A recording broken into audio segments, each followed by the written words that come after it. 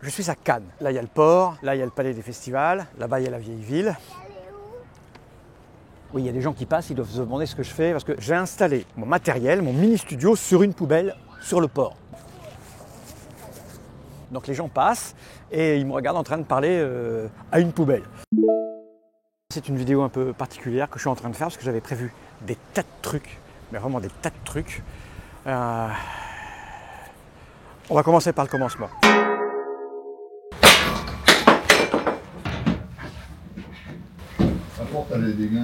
C'est pas très rassurant, tu sais.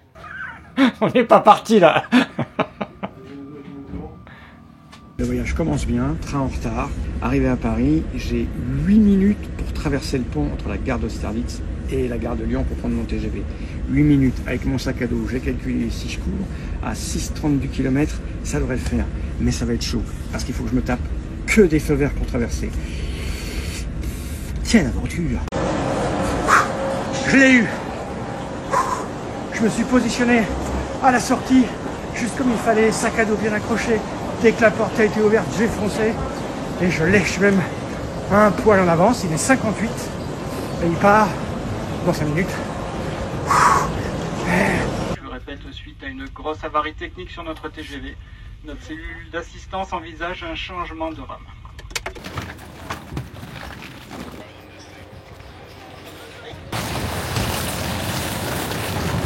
On va reprendre les mêmes places chez moi.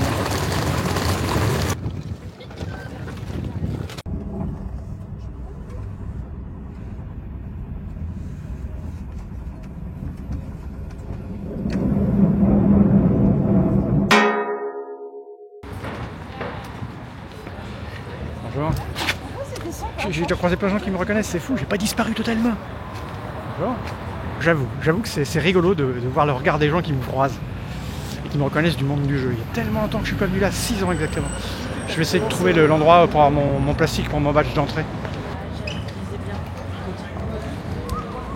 Et c'est fermé le bureau d'accréditation. Voilà, je me fais refouler du palais des festivals. Je ne peux pas accéder au palais. Évidemment, c'est fermé, j'ai pas mon badge. Et là, les gens viennent me parler et puis une sur deux me parle de vélo. C'est fou quoi, ils parlent des vidéos de vélo.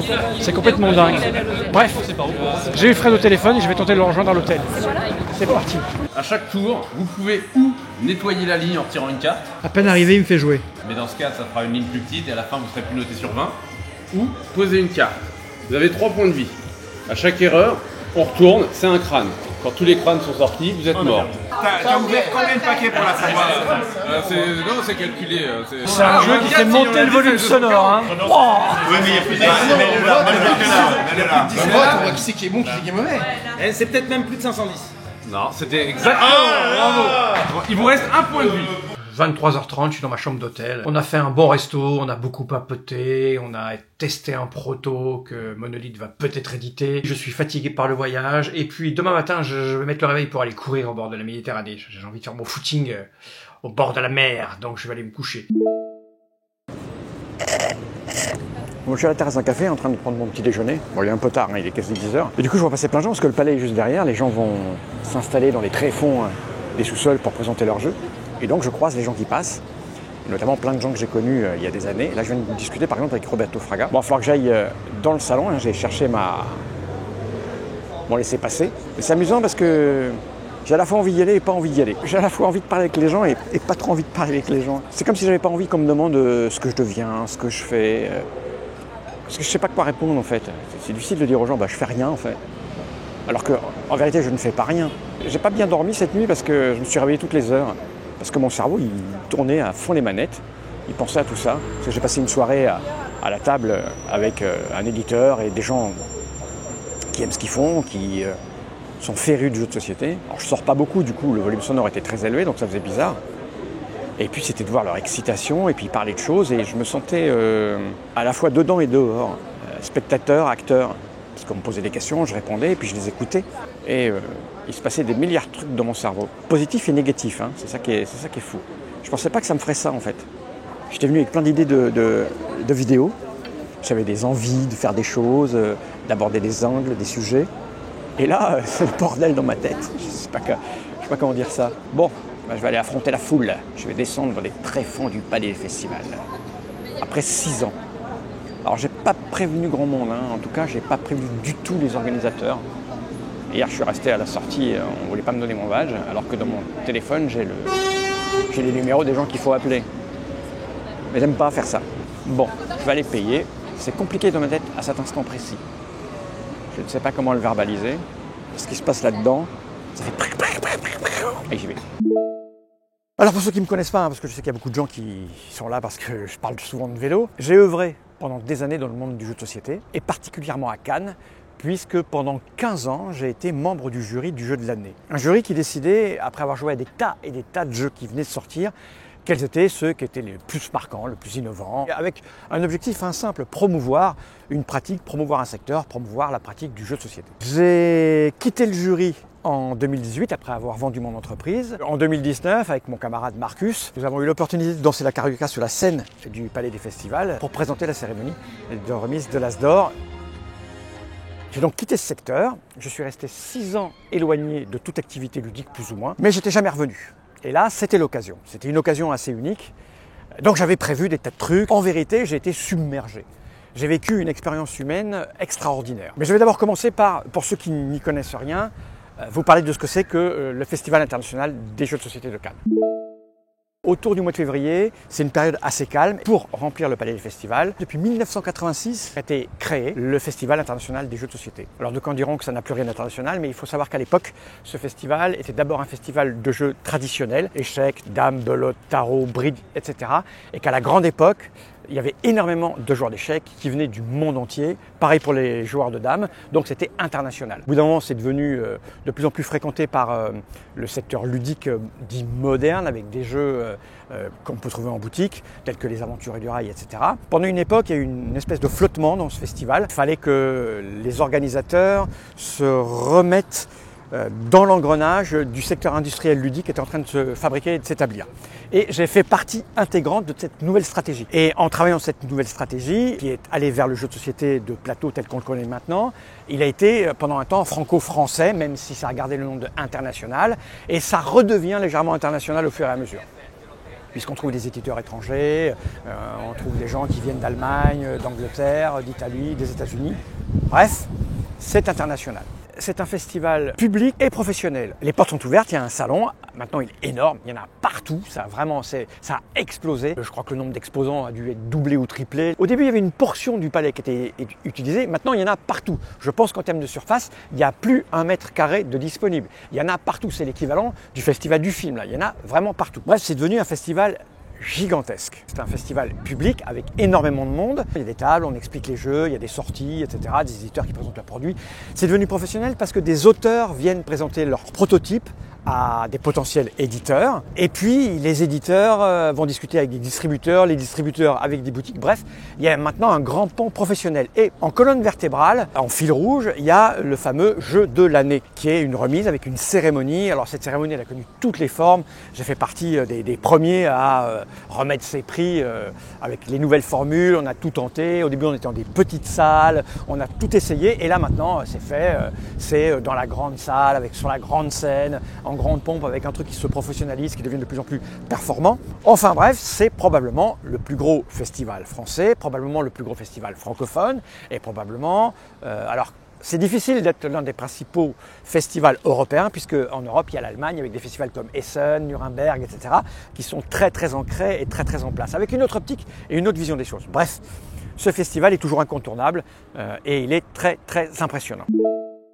Pour bien comprendre ce qui s'est passé quand j'ai pénétré le palais il y a 2 jours, il faut comprendre ce que j'étais dans ce secteur, parce que je sais qu'il y a un bon nombre d'entre vous qui regardaient cette vidéo, qui savent qui je suis, qui savent d'où je viens, ce que j'ai fait, et puis il y a tous ceux qui font du vélo qui ne savent pas. Alors j'étais Monsieur Fall, responsable d'un site internet, qui était lui aussi le confluent de toute la dynamique qu'il y avait autour du jeu de société entre 2000 et 2020, que le site s'arrête à cause du Covid et de plein d'autres faits. En tout cas, j'ai représenté pendant un certain temps l'image du jeu de société en France. J'étais celui qu'on reconnaissait parce que je jouais, je faisais des vidéos, j'étais présent partout. J'étais intégré dans pas mal de discussions, j'avais accès à des tas de trucs. Au moment où je suis parti, le secteur était très très grandissant et je connaissais vraiment beaucoup de monde.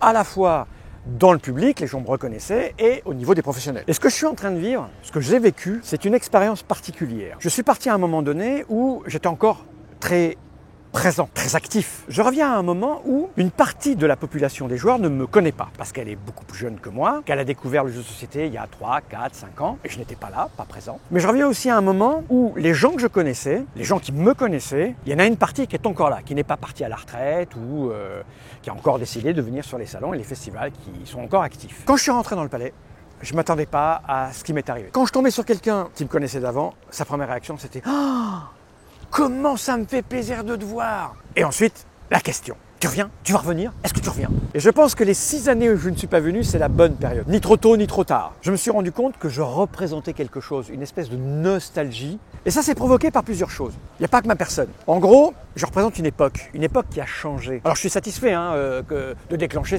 cette vague de bonheur et de nostalgie, parce qu'il s'agit de ça, d'une vague de nostalgie. Parce que j'ai vécu une époque où il fallait tout inventer. Il fallait innover, on essayait, on tentait, tout était fait de briques et de broc.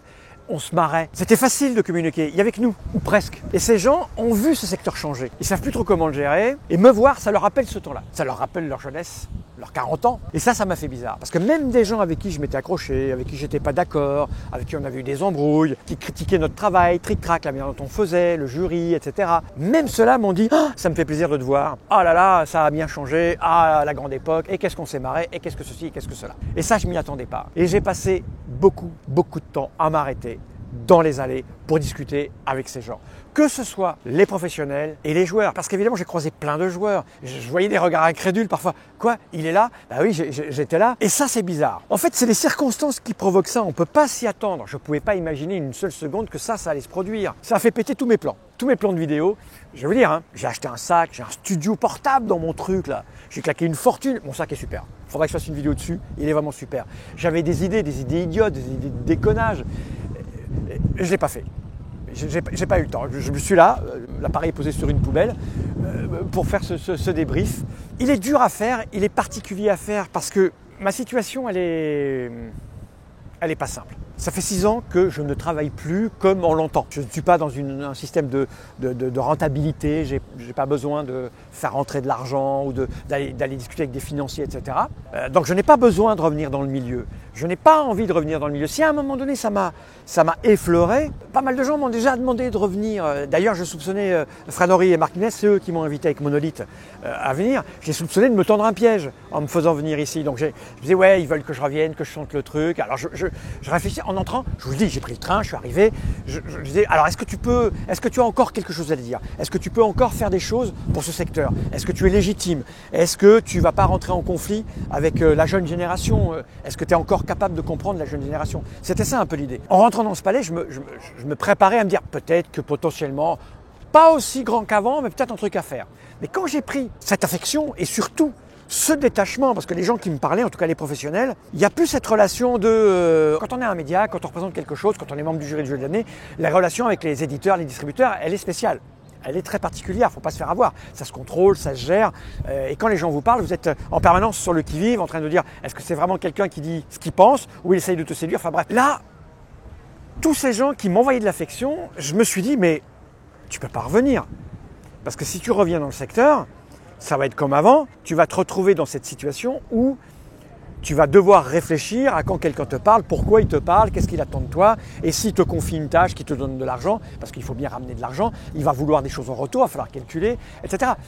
Donc c'est très compliqué, mais en même temps, de ma position, je me suis retrouvé dans des situations, dans des réunions où les gens me parlent. J'ai eu accès, alors que je ne suis pas dans le secteur depuis 6 ans, à des discussions, mais n'importe quel journaliste, youtubeur, influenceur aurait adoré être à ma place. Je me suis retrouvé à discuter avec des gens qui œuvrent toujours à Cannes sur des discussions de politique, de financement, de trucs. C'est des choses absolument dingues, je ne dirais pas là, mais qui pourraient prêter sujet à discussion, à analyse, à réflexion. Je me suis retrouvé dans une discussion un soir avec le nouveau patron d'Asmodée. Je vous rappelle qu'Asmodée, c'est une entreprise qui vient d'être cotée en bourse et qui pèse 2,9 milliards de dollars. Et là, il y a matière à réfléchir. Je me dis, putain, j'ai une position, mais elle est privilégiée, c'est à mort. Alors, bien sûr, Il n'y a pas que ces gens-là, c'est-à-dire que j'ai discuté avec des petits éditeurs aussi, des gens qui étaient petits quand j'y étais, qui sont restés petits parce que travailler à plus grande échelle ne les intéresse pas. Mais c'était juste génial d'avoir tous ces sons de cloche, des sons de cloche de joueurs, de gens qui ont des chaînes YouTube, enfin bref, j'avais accès à un max d'informations et toutes ces informations m'ont excité. Il y a en ce moment même dans le secteur ludique des questionnements qui appellent peut-être pas des réponses, mais au moins des essais, des tentatives, ça donne des envies de faire des choses. Et là, ça devient très compliqué dans ma petite tête. Il y a des pistes à construire, des pistes à suivre, il y a des réflexions à avoir, et c'est fascinant. J'ai fini là tout à l'heure, là je prends mon train dans pas longtemps. J'étais en train de discuter avec Fred Henry au restaurant, on était tous les deux, on s'excitait l'un l'autre avec nos analyses. Monter l'envie de faire des choses, et puis moi de l'autre côté, non, arrête, tu peux pas aller là-dedans. J'allais dire, t'es trop vieux pour aller là-dedans. Et à la fois, ça me rappelle une réflexion que j'ai eue avec des gens en leur expliquant qu'effectivement, je constatais un truc. Peut-être je me trompe, je le vis. Donc je l'ai vécu là à l'instant, il y a 24 ou 48 heures. Donc je ne sais pas si la réflexion est bonne. Quand j'avais 20 ans, quand on avait 60 ans, on était vieux. Or, notre génération, ma génération de 60 ans, elle n'est pas vieille. J'ai toujours de l'énergie, j'ai toujours de la force. J'ai toujours envie de faire des choses. Et c'est, je crois, dans l'histoire de l'humanité, une des premières fois où les gens de 60 ans ne peuvent pas laisser la place. Ils ont encore de l'énergie, ils n'ont pas envie, ils peuvent encore lutter. Mais est-ce qu'on est capable de donner le change à une génération qui a 20, 30 ans? Est-ce que ça ne va pas aller au clash? Est-ce qu'on ne va pas être traité de vieux con? Moi, ça a toujours été mon obsession, ça. Hein. Je ne voulais jamais être le vieux con. J'ai tellement vu de vieux cons qui m'expliquaient la vie que je n'ai pas envie d'être celui-là. Et la question que je me posais en discutant, c'était, voilà, il y a énormément de gens qui ont 50 ou 60 ans qui ne sont pas vieux et qui n'ont pas envie d'arrêter. Et ça donne quoi? Ça donne quoi si les 60 ans n'arrêtent pas? Dans le vélo, ça ne pose pas de problème. Moi, dans le monde du vélo, j'arrive à parler à des gamins de 18, 20, 25 ans, j'ai des échanges sur les réseaux sociaux avec eux. Mais dans le monde du jeu, c'est pas la même chose. Parce que dans le monde du sport, si on a la condition physique, ce qui est un peu le cas, je ne suis pas un champion, je ne serai jamais un champion, je suis moyen, je suis le plus fort des moyens et le moins fort des plus forts. Voilà, je suis dans une zone comme ça, grise, je donne encore le change. Quand tu dis à quelqu'un que j'ai fait 400 km en gravel, oh putain la vache. Donc les jeunes, ça les impressionne. Donc il y a le physique qui parle. Et oui, je suis en bonne santé, j'ai de la chance, j'ai des gènes qui sont bons, j'ai encore du muscle, j'ai encore de la force. Donc il n'y a pas cette distance. Mais autour d'un plateau, on s'amuse, on rigole. Et en général, on s'amuse et on rigole avec des gens de son âge et de sa génération. C'est comme ça. Alors je sais, le jeu c'est multigénérationnel, on peut très bien s'entendre, il y a des tas de cas, des tas d'exemples, mais j'ai le sentiment, mais peut-être que je me trompe, que c'est pas tout à fait la même chose. Et la question, quand tu œuvres et quand tu fais, est-ce que ça peut fonctionner? Donc, me diront oui, j'ai coupé les commentaires de vidéos, si je les avais laissés, les gens diraient oui, on peut, mais oui, un peu. Avec mes obsessions, parce qu'on a tous des obsessions, hein, on est tous, comme je le dis régulièrement, nous ne sommes que chimie. Chimie soumise au biais de nos traumatismes. Voilà. Alors qu'on a tous des traumatismes, tous des biais, et on a du mal à contrôler certaines de nos réactions chimiques. Et moi, je suis obsédé depuis tout jeune par ce décalage qu'on peut avoir quand on est face à des vieux et qu'on est vieux face à des jeunes. Voilà. Et donc, toutes ces réflexions font que je n'ai absolument pas sorti mon matériel, je n'ai pas filmé, je me retrouve là, comme je le redis, ma caméra posée sur une poubelle, à digresser, à regarder ma montre en permanence, parce que mon train va pas tarder à partir. Alors, est-ce que je reviendrai dans le monde du jeu? Je ne sais pas. J'ai des idées, plein, qui sont excitantes. Est-ce qu'elles valent le coup? J'en sais rien. Oui, tant qu'on n'a pas essayé, mais est-ce que je ne vais pas perdre ce confort mental, ce confort que j'ai actuellement? C'est ça le truc. Mais comment je peux finir cette vidéo? J'en sais rien. Quoi qu'il en soit, j'ai vécu un moment extraordinaire. Et pour qu'il se produise, les circonstances sont vraiment, il faut que ce soit aligné. Hein. Vous savez, c'est comme ces alignements de planètes qu'on a tous les 350 ans là. Et bien là, c'est la même chose. Pour que ça se produise, il faut avoir eu l'opportunité d'avoir été un représentant, un visage dans un secteur, l'avoir quitté en représentant encore quelque chose, avoir été invité par des gens pour se retrouver au cœur d'un festival le plus important, juste le bon temps, c'est-à-dire disparaître suffisamment longtemps pour créer le manque et revenir avant d'avoir totalement disparu, dans un secteur qui est bouleversé. Et là, ça crée ce qui s'est passé sur mon retour dans le festival. Des sentiments incroyables. Ouais.